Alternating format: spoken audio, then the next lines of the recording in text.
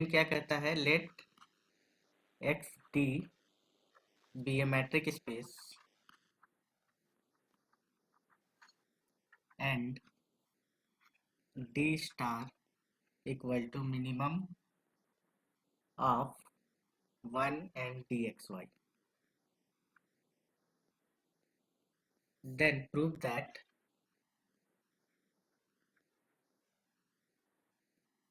d star is a metric in x. ठीक है, d पहले से ही दिया हुआ है कि मैट्रिक है, तो d स्टार को भी मैट्रिक प्रूफ करना है. ठीक है, given that d is a metric. ठीक है, तो d स्टार को हमको प्रूफ करना है. We have to prove that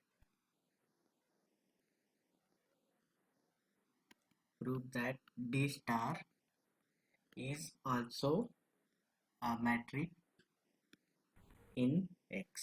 ये चीज हमें प्रूफ करना है. ठीक है, तो अब प्रूफ कैसे करेंगे? चार प्रॉपर्टी जो है, चारों प्रॉपर्टी एक एक करके प्रूफ करते हैं. पहला प्रॉपर्टी क्या है कि d star of x Y क्या होना चाहिए? Greater than equal to 0. हाँ, ग्रेटर देन इक्वल टू 0 होना चाहिए, है कि नहीं? तो अब इसमें देखिए, 1 तो ग्रेटर देन इक्वल टू 0 है ही, और चूंकि डी क्या है, d of x y metric है, इसीलिए ये भी ग्रेटर देन इक्वल टू 0 है. ठीक है, यहाँ ब्रैकेट में लिख सकते हैं since d is a metric. तो 1 भी ग्रेटर देन इक्वल टू 0 है, डी भी ग्रेटर देन इक्वल टू 0 है. तो इन दोनों में से जो मिनिमम वैल्यू होगा, मतलब दोनों में से जो सबसे कम वैल्यू होगा, वो भी ग्रेटर देन इक्वल टू 0 ही होगा, है ना? पॉजिटिव चीज़ों का कलेक्शन लिए हैं, तो पॉजिटिव चीज़ों का कलेक्शन में जो सबसे छोटा वैल्यू होगा वो भी तो आपका ग्रेटर देन इक्वल टू 0 ही होगा.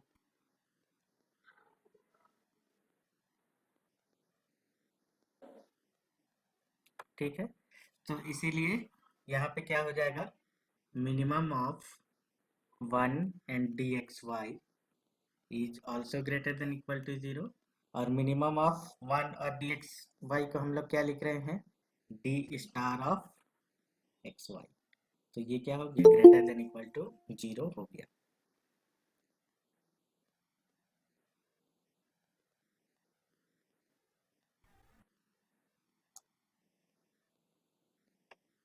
ठीक है, अब सेकेंड प्रॉपर्टी में हम लोग आते हैं कि सेकेंड प्रॉपर्टी क्या होगा. सेकेंड प्रॉपर्टी बताइए, क्या प्रूफ करना है? D star x y equal to 0 if and only if x equal to y. ठीक है, तो सबसे पहले हम लोग क्या मानेंगे, d star of x Y equal to 0. तो यहाँ पर क्या हो जाएगा, इसका डेफिनेशन से minimum of 1 and d x Y equal to 0. ठीक है, तो अब इसमें गेस करना है आपको. अगर 1 और डी एक्स वाई में जो सबसे छोटा है, 1 और डी एक्स वाई में जो सबसे छोटा है वो 0 है बोल रहा है. ठीक है, 1 और डी एक्स वाई में जो सबसे छोटा क्वांटिटी है, इन दोनों में जो सबसे छोटा क्वांटिटी है, इसमें और इसमें, वो उसका वैल्यू क्या है, 0 है. तो आप बताइए, इसमें कौन सा वैल्यू, मतलब 1 0 के बराबर होगा या फिर dxy 0 के dxy. बराबर? dxy 0 के बराबर होगा. ठीक है, 1 तो कभी 0 Yes. के बराबर हो ही नहीं सकता है. तो इसका मतलब क्या है कि dxy इक्वल टू 0. और चूंकि dxy 0 के बराबर है, और since d is a metric, तो मैट्रिक का प्रॉपर्टी लगाएंगे, तो यहाँ पे क्या कह सकते हैं, x equal to y since d is a metric. ठीक है, मैट्रिक का प्रॉपर्टी लगा रहे हैं यहाँ पर.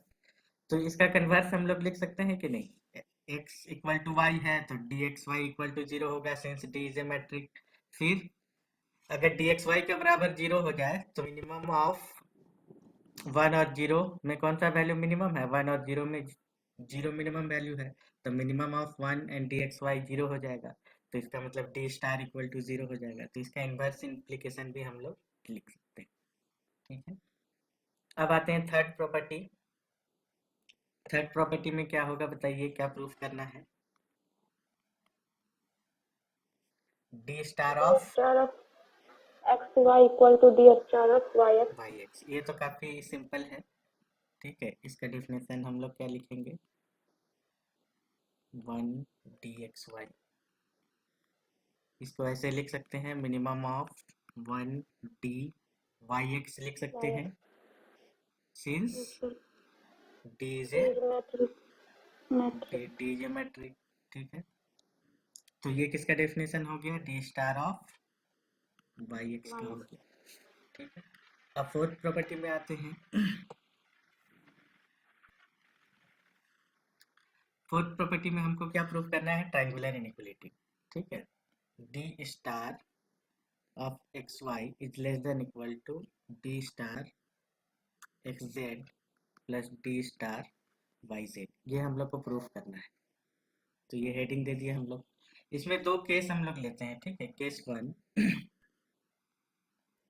पहला क्या हम लोग मान लेते हैं, d star x Y equal to क्या है, मिनिमम ऑफ 1 dxy। पहला केस में मान लेते हैं मिनिमम 1 है। ठीक है, सपोज मिनिमम वैल्यू क्या है, 1 है, इसका मतलब वैल्यू 1 से ज्यादा है, दिस इम्प्लाइज, ऐसे हम लोग कह सकते हैं, dxy ग्रेटर देन, हाँ, dxy का वैल्यू क्या है, 1 से बड़ा है। ठीक है, तो 1 से बड़ा है, तो इसका मतलब हम लोग क्या लिख सकते हैं इसमें, देखिए d स्टार एक्स वाई, ये वैल्यू तो आपका 1 है। ठीक है, ये वैल्यू 1 है, और 1 से बड़ा क्या है आपका, dxy है कि नहीं।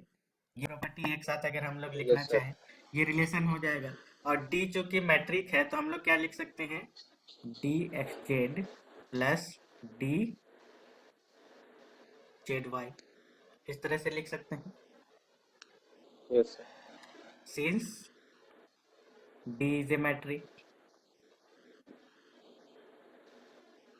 ठीक है, तो ये एक रिलेशन हो गया कि डी स्टार का वैल्यू 1 है, तो 1 में कुछ भी अगर हम जोड़ देंगे तो वो तो बड़ा ही रहेगा। ठीक है, तो ये इनइक्वालिटी हम हमेशा लिख सकते हैं कि d star x Y is less than equal to 1 plus d z y, ऐसे लिख सकते हैं कि नहीं।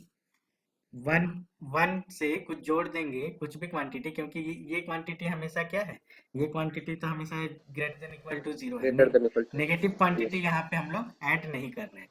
अगर 1 पे कुछ पॉजिटिव क्वांटिटी ऐड करेंगे, वो तो 1 के या तो बराबर या बड़ा होगा ही, तो ये रिलेशन हम लोग ऑलवेज लिख सकते हैं। फिर इसी तरह से ये तो 1 है आपका, तो बार बार इस तरह से लिखना कोई जरूरी नहीं है। सर यहाँ पे 1 कैसे की 1 plus d z z y, देखिए 1 पे कुछ अगर हम जोड़ दिए, यहाँ पे कुछ भी जोड़ दिए, ठीक है, तो ये इनफिनिटी होल्ड करेगा कि नहीं। तो इसीलिए 1 पे हम कुछ जोड़ देंगे तो वो हमेशा बड़ा होगा, तो इसीलिए राइट हैंड साइड में लिखे हैं। ठीक है, 1 is always less than 1 plus something positive quantity, होगा कि नहीं। ठीक है, कुछ पॉजिटिव क्वांटिटी जोड़ देंगे तो वो तो हमेशा 1 छोटा ही रहेगा, 1 पे कुछ जोड़ेंगे तो 1 छोटा ही रहेगा, जो रिजल्ट आएगा उससे तो छोटा ही रहेगा। उसी तरह सेम चीज हम लोग यहाँ पे कह सकते हैं, d x Z yes plus sir, 1। ठीक है, अब यहाँ पे देखिए, यहाँ पे 2 टर्म आ रहा है। ठीक है, एक ये हो गया, फर्स्ट टर्म की जगह पे डी एक्स जेड भी आ रहा है, 1 भी आ रहा है।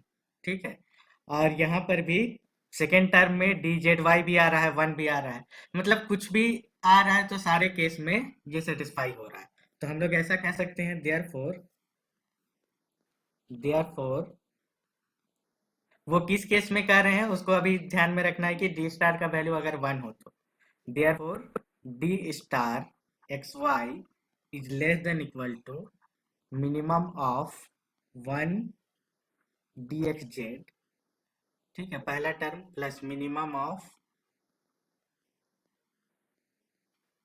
सॉरी यहाँ पे लिख, हाँ ठीक है, ये minimum of d x z, और यहाँ पे क्या लिखेंगे, मिनिमम ऑफ 1 या फिर डी जेड वाई, ये लिख सकते हैं कि नहीं। 1 आ रहा है तो भी ये सेटिस्फाई कर रहा है, डी एक्स जेड आ रहा है तो भी सेटिस्फाई कर रहा है, तो इसमें से जो भी छोटा होगा वो भी सेटिस्फाई करेगा इसको। ठीक है, यस तो ये किसके बराबर हो गया, minimum of one d x z किसके बराबर हो जाएगा, d star of x z plus d star of y z. अब केस 2 में आ जाइए।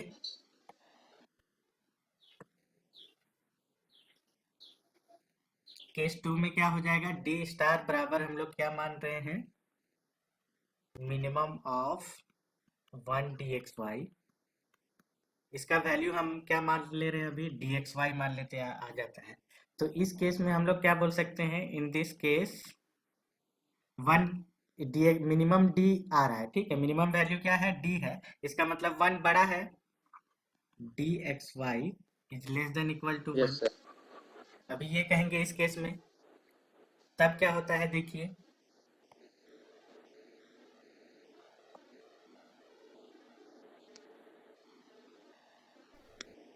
डी स्टार एक्स वाई, ये क्या है बेसिकली डी एक्स वाई है, तो दिस इज मतलब ये क्या है बेसिकली डी एक्स वाई। तो यहाँ पे हम लोग लिख सकते हैं d x z plus sir D. Hello, हाँ बोलिए। प्रीवियस में जो लिखा है डी स्टार एक्स वाई, वो तो वहाँ पे वन मानेगा उसको। हाँ हाँ, और मिनिमम जो डी एक्स जेड और डी जेड वाई में अगर दोनों में वन आया तो मतलब यहाँ पर दोनों का अगर मिनिमम, हाँ, देयर फोर कहाँ पर, लास्ट जो कंक्लूड किया केस हाँ वाला, हाँ हाँ उसमें बोलिए। देयर फोर लिखे और दोनों केस में अगर मिनिमम वन आ सकता है क्या, हाँ मिनिमम ये भी ऑफ वन वन आया, एक्स। ये भी वन आया, दोनों जोड़ मिलके टू हो गया, ओके, दोनों तो टू ये हो तो इधर जाएगा, और लेफ्ट हैंड साइड में वन है, ठीक है, लेफ्ट हैंड साइड दोनों में। जीरो नहीं हो सकता। इस केस में जीरो नहीं होगा, दोनों वैल्यू जीरो नहीं होगा, क्यों जीरो नहीं होगा, क्योंकि मिनिमम हम लोग वन माने हुए हैं ना वो तो एक्स वाई की। देखिए इस केस में जीरो इसीलिए नहीं होगा क्योंकि हम लोग क्या है, डी स्टार का वैल्यू वन है, ठीक है, और डी स्टार का वैल्यू वन है मतलब मिनिमम वैल्यू वन है, तो डी एक्स वाई का वैल्यू हमेशा वन से ज्यादा ही आएगा, ठीक है। यस।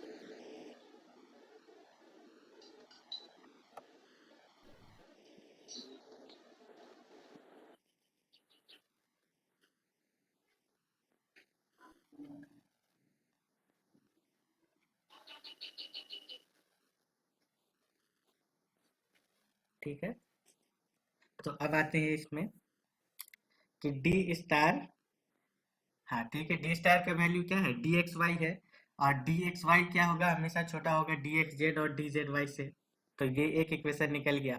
फिर हम लोग क्या देख रहे हैं कि d star x Y equal to d x y है ना, और ये less than equal to one है यहाँ से, इस इक्वेशन से,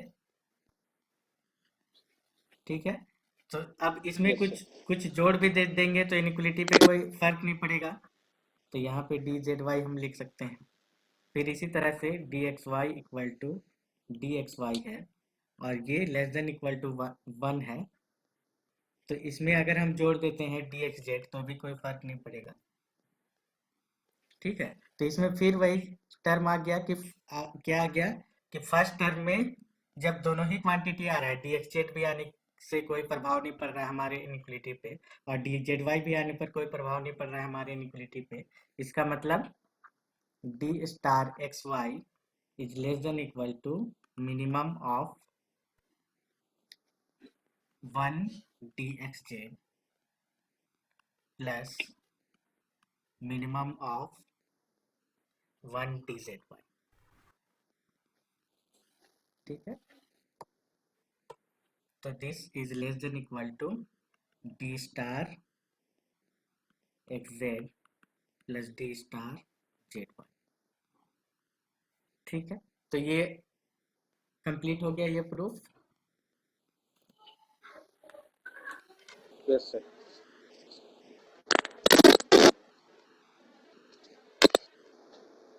अब आते हैं नेक्स्ट क्वेश्चन। नेक्स्ट क्वेश्चन है 2018 का है।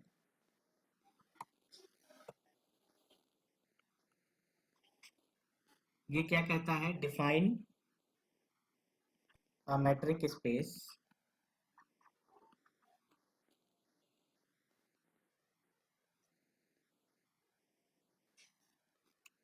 First part complete. Second part क्या कहता है, if E rho is a metric space then prove that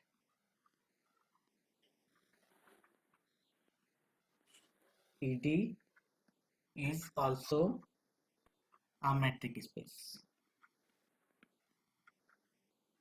ठीक है, where d is defined by dxy equal to rho xy divided by 1 plus rho xy, ठीक है। तो ये हम लोग को प्रूफ करना है, डी को मैट्रिक प्रूफ कर देना है, ठीक है। यहाँ पे गिवन क्या है, given rho is a metric in X, ठीक है। We have to prove that D is also a metric in X, ठीक है। तो पहला प्रॉपर्टी क्या प्रूफ करेंगे कि D x Y greater than equal to zero है, ठीक है।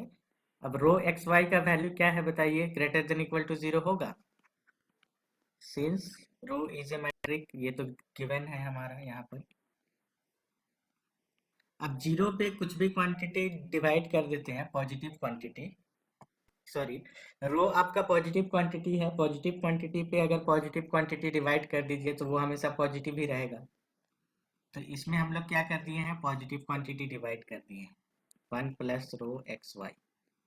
किसी पॉजिटिव क्वांटिटी से किसी पॉजिटिव क्वांटिटी को पॉजिटिव क्वांटिटी से डिवाइड कर देने पर वो क्या होगा, हमेशा पॉजिटिव क्वांटिटी ही रहेगा। तो इसीलिए हम लोग क्या कहेंगे, D x Y is greater than equal to zero. अब सेकंड कंडीशन क्या है कि रो एक्स वाई को जीरो मान लेते हैं, sorry D x Y zero अगर हम लोग मान लेते हैं तो डी एक्स वाई का वैल्यू क्या है, rho x Y divided by 1 plus rho x Y, ठीक है। इसका मतलब क्या है बताइए, रो एक्स वाई का क्या वैल्यू आएगा, इसको कैलकुलेट करेंगे तो 0. रो एक्स वाई जीरो हो गया। अब यहाँ से हम लोग क्या लिखेंगे, x इक्वल टू वाई लिखेंगे, since rho is a metric, ठीक है। अब इसका अपोजिट जा सकते हैं कि नहीं, x इक्वल टू वाई है तो रो एक मैट्रिक है, तो rho x Y equal to zero हो जाएगा। रो एक्स वाई जीरो हो गया तो zero divided by 1 plus zero कितना आएगा, जीरो ही आएगा। तो हम लोग लिख सकते हैं rho x Y divided by 1 plus rho x Y equal to zero, और ये तो हमारा डेफिनेशन है डे का, तो D x Y equal to zero हो गया। अब थर्ड प्रॉपर्टी आइए, थर्ड प्रॉपर्टी तो सिंपल है, D x Y equal to क्या है, rho x Y divided by 1 plus rho x Y. तो इसको हम लोग लिख सकते हैं rho Y x divided by 1 plus rho Y x, ठीक है, since rho is a metric, ठीक है। और तब इसको हम लोग क्या लिख सकते हैं, डी ऑफ वाई एक्स। अब हम लोग फोर्थ प्रॉपर्टी पे आते हैं, डी ऑफ एक्स वाई, इसमें प्रूफ क्या करता है हम लोगों को, d of x Y is less than equal to d x z plus d y z, ये चीज प्रूफ करना है। तो डी एक्स वाई क्या है, rho x Y divided by 1 plus rho x Y. अब न्यूमरेटर और डिनोमिनेटर में रो एक्स वाई से डिवाइड कर दीजिए तो कितना आएगा बताइए, 1 plus dividing numerator and denominator by rho x Y, कितना आएगा बोलिए, 1 by 1 plus 1 plus rho x Y divided by rho x Y, यही ना, उसको हम ऐसे लिख सकते हैं।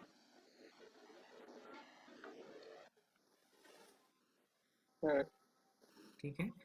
अब देखिए इसमें इसको यहीं पे छोड़ दीजिए, इसको इक्वेशन 1 मान लीजिए। ठीक है, अब हम लोग आते हैं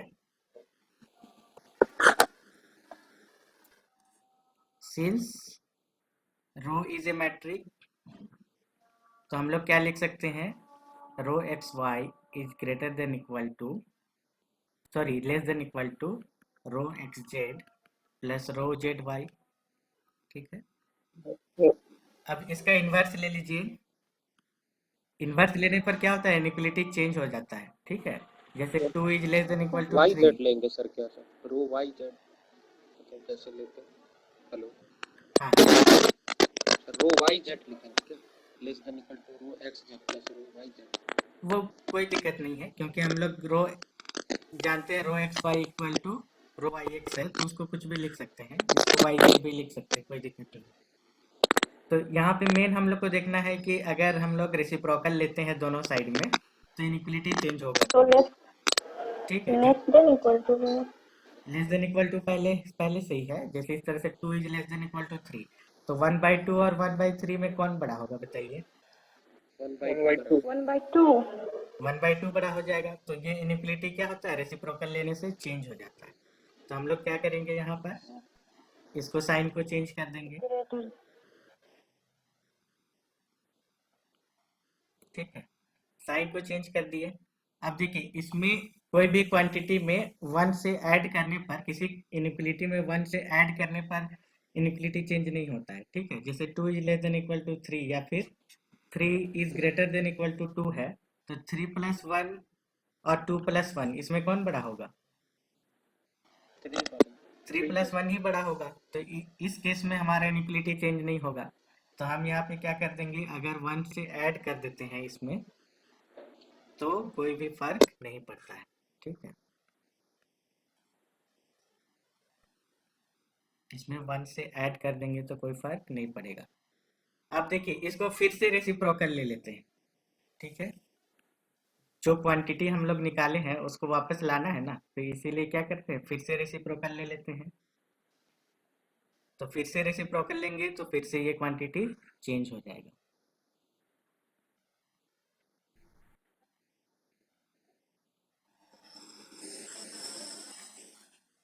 ठीक है, अब इसको कैलकुलेट करिए, कैलकुलेट करने पर क्या आएगा बताइए? या फिर आप 1 का इस्तेमाल कीजिए, 1 और 2 का इस्तेमाल कीजिए। 1 में क्या कह रहा है, dxy किसके बराबर है, यहाँ पर dxy बराबर है, यहाँ पे लिख दीजिए फ्रॉम 1, क्या आ रहा है, 1 by rho x y plus 1, और इसको अगर 2 अप्लाई कर देते हैं तो क्या लिख सकते हैं, 1 बाई, उसके बाद फिर से 1 by rho x z plus rho z y plus 1, ये लिख सकते हैं फ्रॉम 2। तो यहाँ पे क्या आ जाएगा, d x Y is less than equal to, इसको कैलकुलेट कर दीजिए, इस टर्म को पूरा कैलकुलेट कर दीजिए। तो ये न्यूमरेटर में चला जाएगा rho x z plus rho z y, numerator में चला जाएगा, डिनोमिनेटर में क्या आ जाएगा, 1 plus rho x z plus rho z y. ठीक है, अब देखिए इसमें हम और एक चीज देखते हैं कि पहले इसको 2 भाग में बांट दीजिए। इसको हम लोग क्या लिख सकते हैं, rho x z divided by 1 plus rho x z plus rho z y, और plus rho z y divided by 1 plus rho x z plus rho z y. ठीक है, अब देखिए यहाँ पर अगर मान लीजिए इस तरह से है 2/3 प्लस 5, ठीक है, 2/3 प्लस 5 है, इसमें अगर मान लीजिए ये 3 प्लस 5 में से 3 और 5 में से कोई एक हटा दिए तो कौन क्वांटिटी बड़ा होगा बताइए? 2/3 डिनोमिनेटर छोटा है तो हाँ, डिनोमिनेटर छोटा तो ओवरऑल क्या क्वांटिटी क्या हो जाएगा, बड़ा हो जाएगा।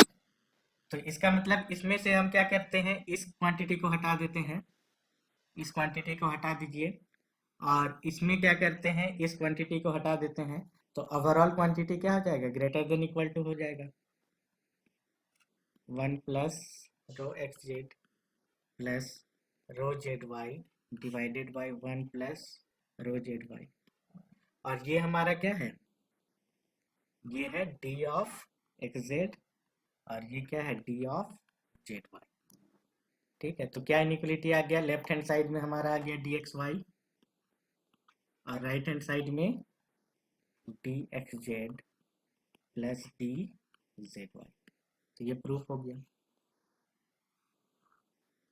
तो हम लोग क्या लिखेंगे, therefore d is a metric, therefore d is a metric and x d is a metric space. ठीक है, अब आते हैं 2017 का क्वेश्चन में आते हैं। इसमें कहीं देखिए, तो इसमें देखिए पहला प्रॉपर्टी सेटिस्फाई कर रहा है कि नहीं बताइए। यस सर, हो जाएगा। हाँ, क्यों हो रहा है बताइए। डी का वैल्यू यहाँ ग्रेटर देन पर इक्वल टू 0 है, इसमें तो क्या है, या तो 0 होगा या तो या 1 तो होगा। 0 होगा या फिर 1 होगा।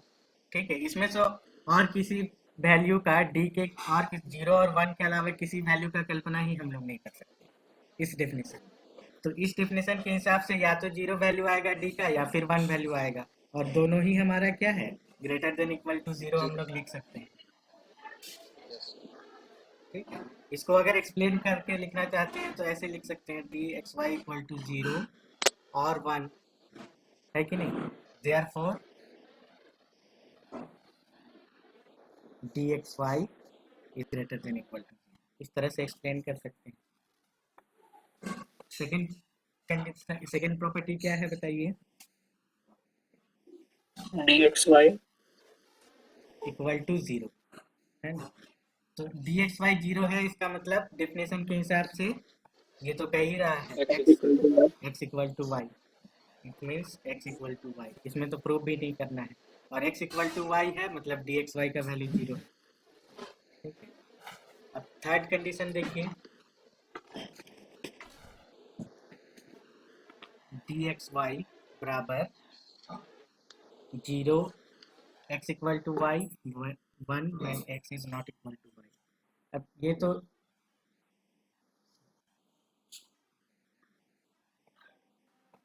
इसको हम लोग ऐसे लिख सकते हैं 0 when y equal to x and 1 when y is not equal to x।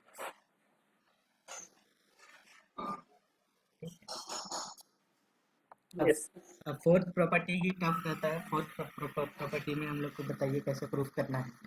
इसमें दो केस ले लेंगे, हाँ d x y yes sir, बराबर 0। इसका मतलब क्या है, इसमें x और y बराबर है। This implies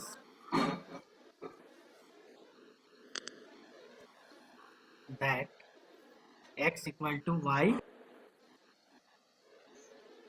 x equal to y in this case. ठीक है, x और y क्या है हमारा बराबर है। तो ये हो गया पॉइंट x जो कि y के बराबर है। एक z पॉइंट ले लीजिए या फिर ऐसे कर देते हैं,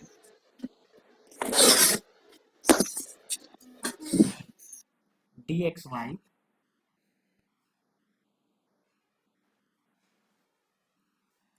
इसका वैल्यू क्या क्या हो सकता है बताइए। ये तो इस 0 केस है में हमारा, अगर x is equal to y है तो 0 ही है। नहीं, इसमें हम लोग क्या करेंगे, let z belongs to x।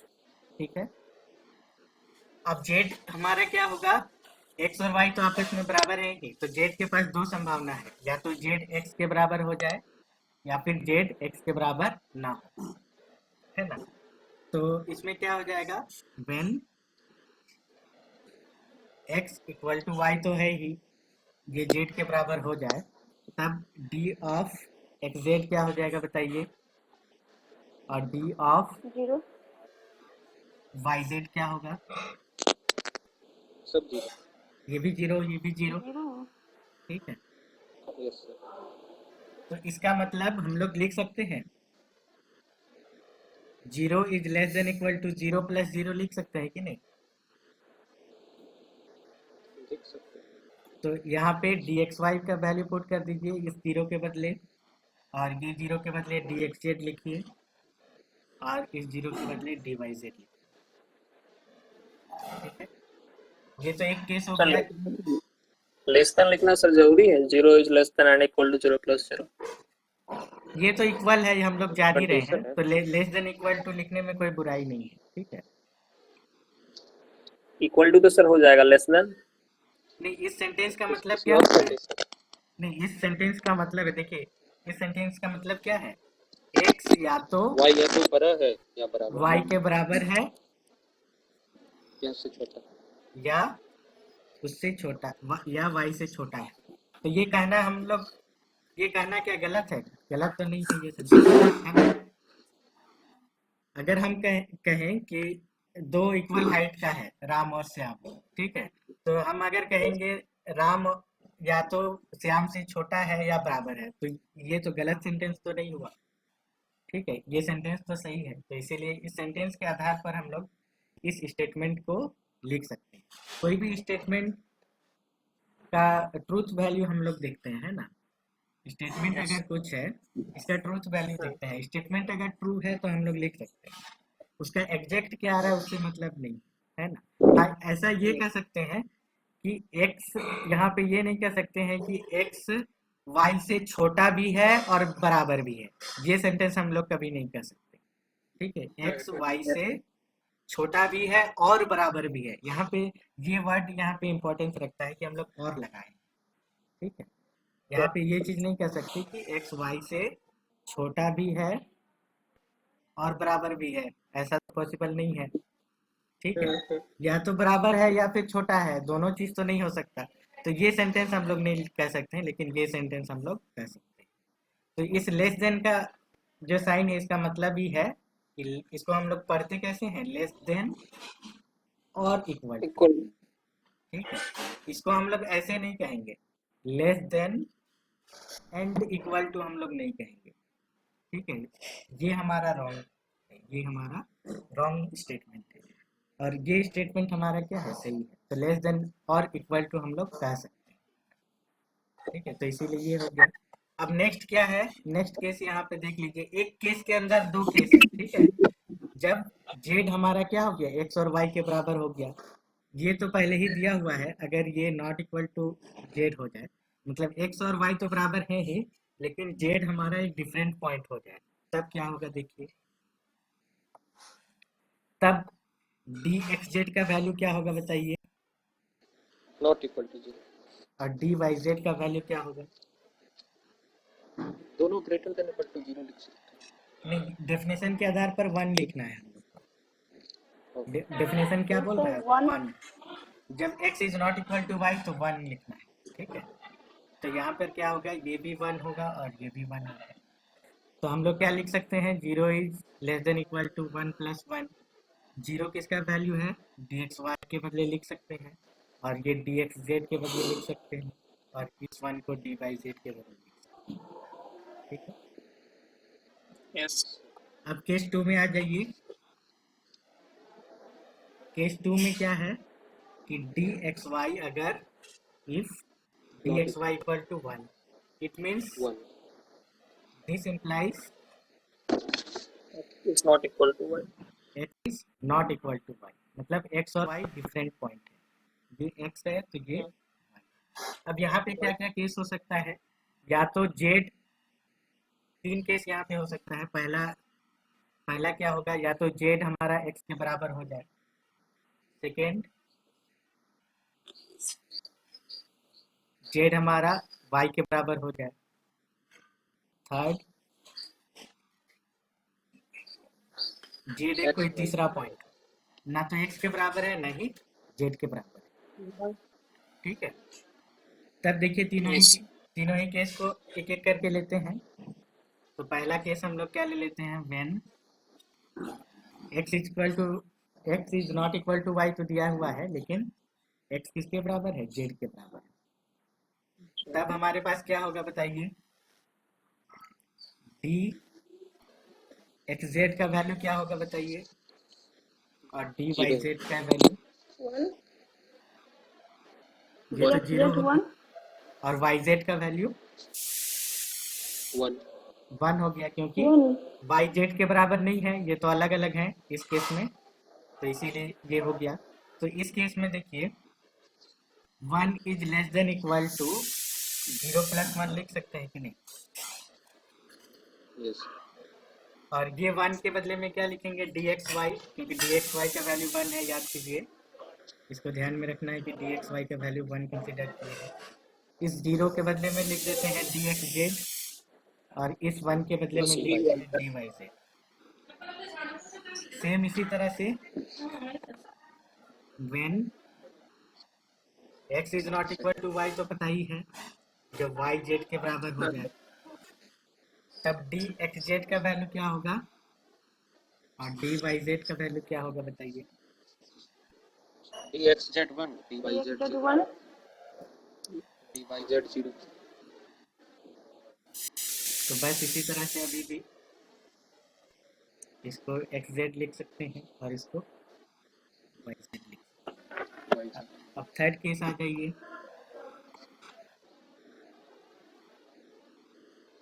ये तो है ही, फिर x is not equal to z y not equal और to z y is also not equal to z, तब इस केस में एक्स जेड का वैल्यू कितना हो जाएगा और वाई जेड का वैल्यू कितना हो जाएगा, बताइए। दोनों 1 दोनों 1, 1 और 1 is less than equal to 1 plus 1 हम लोग लिख सकते हैं। इस 1 के बदले में डी एक्स वाई लिख दिए, इस 1 के बदले में डी एक्स जेड लिख दीजिए, इस 1 के बदले में डी वाई जेड। तो तीनों ही केस में क्या हो गया, डिससेटिस्फाई हो गया। तो हम लोग क्या लिखेंगे, in all cases we see that d x Y is less than equal to d x z plus d y. तो ट्रायंगुलर प्रूफ हो गया, इसका मतलब therefore D is a matrix on